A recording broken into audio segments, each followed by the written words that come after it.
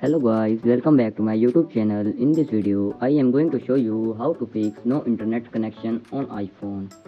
So guys, you can easily fix this problem. So let's start without wasting any time. First of all, you have open your iPhone setting and check Wi-Fi connection. Make sure that app connected with strong internet connection. And after this, go back. Open your setting again. Click on General and click on Date and Time.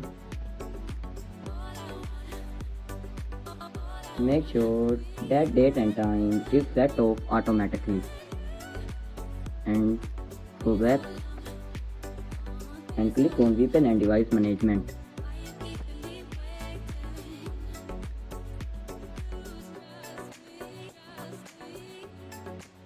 And disconnect VPN if connected, and after this go back and click on transfer or reset iPhone.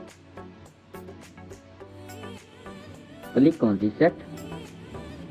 Click on reset network setting. Enter your passcode, and after doing reset network setting, you need to go back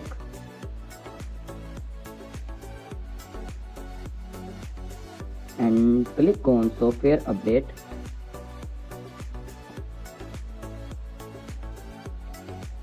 and update your iPhone to latest iOS version.